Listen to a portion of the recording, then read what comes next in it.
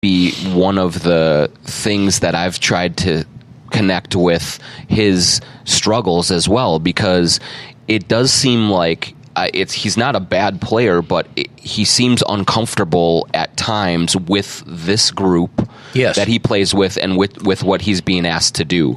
And so I think that he has in his mind what he thinks will work best.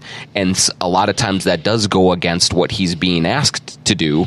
And so then there is this inherent conflict. And so he is not playing with a free kind of spirit. I think he feels a little locked up, and I don't know if that's the correct, if he is reading it the right way or not, but it just, he goes through long stretches where he does not look like he feels comfortable doing what he is being asked to do out there. I agree with that. And the other thing, I mean, as you try to figure out Jeff Teague, which is a fool's errand, but he loves professional wrestling. No doubt, yeah. And so the subplots and the plots in those things are so black and white. I mean, they are like they're the male equivalent of romance novels. No doubt. I mean, they are basically, here's the plot, here's what happens. Yeah, there's no subtlety. And you get the impression, I mean, somebody who really buys into that has a real specific sense of fairness and justice. And if something is unfair, I mean, you can see that's why, like, when the refs blow the call, Teague gets his, gets his dander up in that same way. Like, the ref is suddenly the heel, know? And so I think that may also be a part of it, is sometimes when he's uncomfortable with things, he may be seeing somebody being slighted or some system that is not being equitable towards somebody, or, I mean, he's in the practices, he's running the offense. So I agree with you. There are times when he's not comfortable, and I prefer to think that somebody has violated one of his things about this is the way things should be, and they're not that way right now. Yeah, that's right. Absolutely. We'll take a break here for a second to mention TSR Injury Law. Steve Terry, Rich Roonan, and all the fellas down there have done a great job of supporting our program since really we started with Jim Suhan and I, and we really appreciate all that they've done for us. And if you need an injury attorney of any kind, we certainly recommend giving those guys a call for a free estimate and a free consultation, I should say. And so now we'll hear from Steve and TSR Injury Law. This is Steve Terry for TSR Injury Law. If you've been injured in a car crash, it's TSR time. The law firm you choose does make a difference in how the insurance companies treat you. Let them know you demand fairness. Call 612-TSR-TIME for a free consultation. That's 612-TSR-TIME. All right, Britt, let's kind of like zoom out a little bit. Sure. We have not been together on a podcast for quite a while. So do you remember that podcast? I do remember that podcast. Do we want to revisit for a second? It's my penance. This is my penance. I do want to say real fast, we won't dwell on it. We were talking about Kyrie and Wiggins, and I endorsed it. I probably endorsed it more strongly than you did, but I think you agreed with me that they should not trade, if possible, the Wolves should not trade Andrew Wiggins in a deal to get Kyrie Irving from the Cavs. That may be the stupidest thing that I have said covering the Timberwolves in probably a decade. So, and it happened on your show. So I'm just only hoping that I don't wander into the weeds as badly this time around. I mean, when you try and hit home runs, you're going to strike out every once in a while, and I think both of us did on that. You're right, because I remember I don't know that I was completely against it, but I was certainly apprehensive about it, and boy, that as it turned out, it was apparently it was never really a possibility. I think, but we thought it might be a possibility. Right. I mean, I was speaking as if it were a possibility. Yeah, I think even if the Wolves had offered Wiggins in a deal, which they never did, I still think Cleveland would have taken the Boston deal. Right. But so it's probably moot. But yes, the fact that that I was even a little bit doubtful about how that would all work. It was a huge mistake. So let's try and square the bat on the ball a little bit more this time around. Atonement, John and Britt. But when you look at this team, do we know what we have yet? I seem to kind of wax and wane with it a little bit. I mean, they can't win on the road, so then they beat OKC, and then they beat OKC.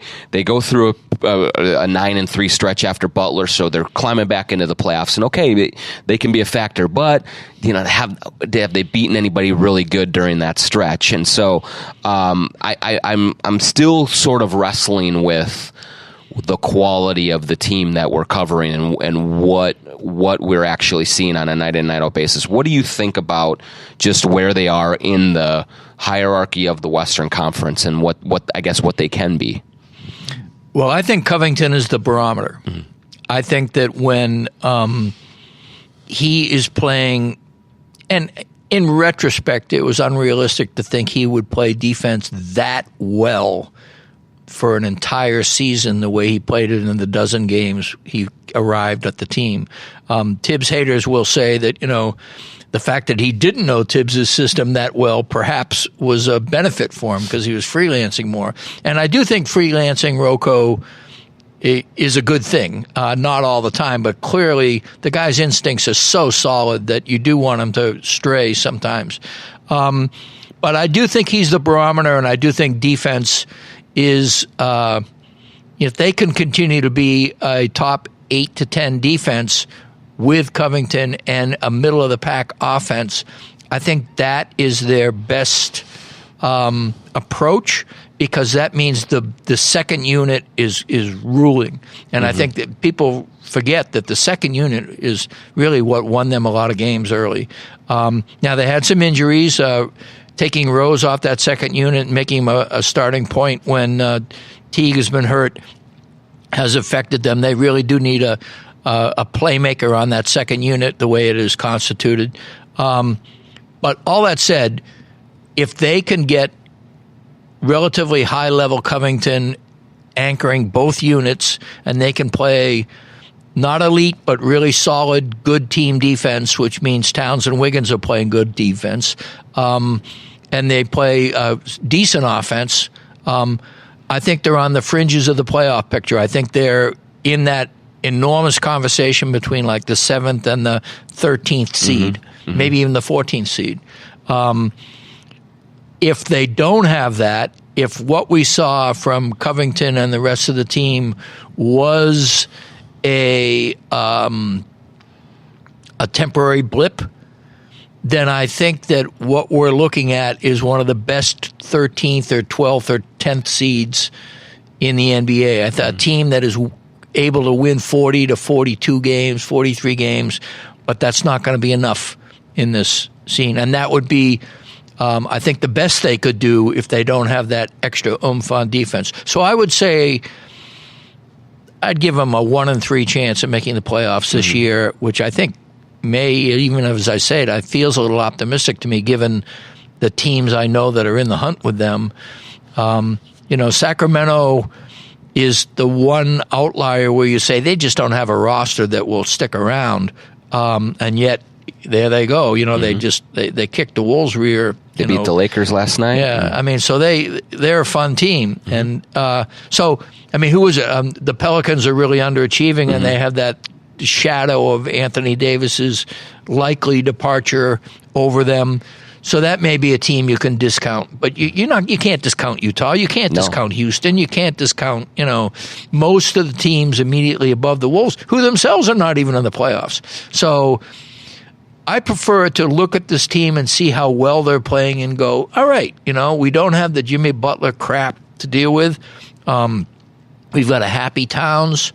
We've got a incrementally improving Wiggins, and we've got 3 guys. We just went to shoot around today, and Tibbs was singing the praises of Jared Bayless, who, aside from the fact he shoots too much, has played really well since he came back.